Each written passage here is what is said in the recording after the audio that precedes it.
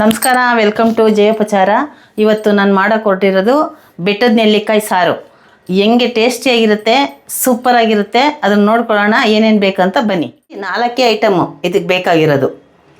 ಬೆಟ್ಟದ ನೆಲ್ಲಿಕಾಯಿ, 2 ಬೆಟ್ಟದ ನೆಲ್ಲಿಕಾಯಿ ವಾಶ್ ಮಾಡಿ ಹೆಚ್ಚಿ ಇಟ್ಕೊಂಡಿದ್ದೀನಿ. ನೋಡಿ, ಈ ಥರ 2 ಬೆಟ್ಟದ ನೆಲ್ಲಿಕಾಯಿ ತೊಗೋಬೇಕು. ನಮಗೆ 3 ಜನಕ್ಕೆ ಆಗೋವಷ್ಟು ನಾನು ಮಾಡ್ಕೊತಾ ಇರೋದು.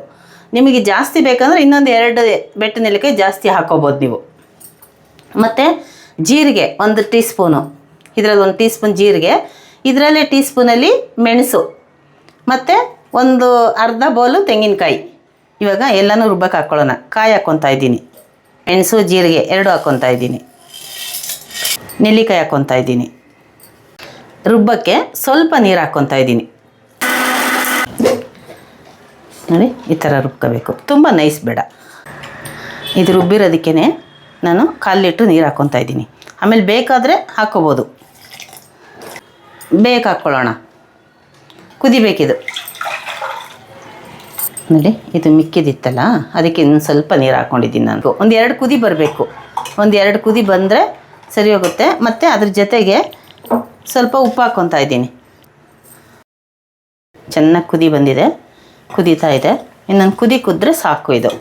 ಅಷ್ಟರಲ್ಲಿ ಇದು ಹಿಂಗೆ ಕುದೀತಾ ಇರಲಿ, ನಾನು ಒಂಚೂರು ಒಗ್ಗರಣೆ ಕೊಟ್ಕೊಂಡು ಬಿಡ್ತೀನಿ. ಅದಕ್ಕೆ ಒಗ್ಗರಣೆಗೆ ಸಾಸಿವೆ, ಕರಿಬೇವು, ಒಂದೇ ಒಂದು ಮೆಣಸಿನ್ಕಾಯಿ, ಬೇಡಿಗೆ ಮೆಣಸಿನ್ಕಾಯಿ, ಇದನ್ನು ಒಗ್ಗರಣೆ ಕೊಟ್ಕೊತೀನಿ. ಎಣ್ಣೆ ಹಾಕ್ಕೊತಾ ಇದ್ದೀನಿ, ಸಾಸಿವೆ ಹಾಕ್ಕೊತಾ ಇದ್ದೀನಿ, ಮತ್ತು ಕರಿಬೇವು ಸೇರಿಸ್ತಾ ಇದ್ದೀನಿ, ಮೆಣಸಿನ್ಕಾಯಿ ಹಾಕ್ಕೊತಾ ಇದ್ದೀನಿ.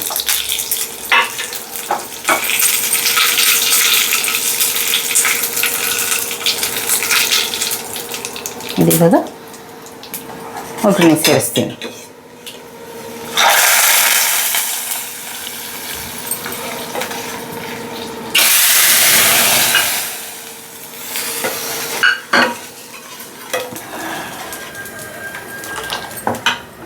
ಇಷ್ಟೇ ಸಾಂಬಾರು, ಬೇಗ ಆಗುವಂಥದ್ದು ಸಾರಿದು. ನಾವು ನೆಲ್ಲಿಕಾಯಿ ಸಾರು ಮಾಡಿದ್ದು ಈಗಿತ್ತು. ಇದು ಏನೇನಕ್ಕೆ ಪ್ರಯೋಜನ ಆಗುತ್ತೆ ಅಂತ ಅಂದರೆ, ತಲೆ ಕೂದಲಿಗೆ ಒಳ್ಳೆಯದು, ಮತ್ತು ಹಾರ್ಟ್ಗೆ ಒಳ್ಳೆಯದು, ಮತ್ತು ಹೊಟ್ಟೆ ಜೀರ್ಣ ಶಕ್ತಿಗೆ ಒಳ್ಳೆಯದು, ಮತ್ತು ರಕ್ತ ಶುದ್ಧಿ ಮಾಡುತ್ತೆ. ಇದು ಪ್ರತಿದಿನ ಒಂದು ತಿನ್ನಬೇಕು ನೀವು. ಅದನ್ನು ಯಾವ್ಯಾವ ರೀತಿ ತಿನ್ನಬೇಕು ಅಂತಲೂ ಕೂಡ ನಾನು ಮುಂದಿನ ವಿಡಿಯೋದಲ್ಲಿ ನಿಮ್ಗೆ ತೋರಿಸ್ಕೊಡ್ತೀನಿ. ಈ ಬೆಟ್ಟದ ನೆಲ್ಲಿಕಾಯಿ ಸಾರನ್ನ ನೀವು ಟ್ರೈ ಮಾಡಿ ತಿಂದು ನನಗೆ ಕಮೆಂಟ್ ಮಾಡಿ, ಲೈಕ್ ಮಾಡಿ, ಶೇರ್ ಮಾಡಿ, ಸಬ್ಸ್ಕ್ರೈಬ್ ಮಾಡಿ, ನಮ್ಮ ಚಾನಲ್ಗೆ ಸಪೋರ್ಟ್ ಮಾಡಿ. ನಮಸ್ಕಾರ.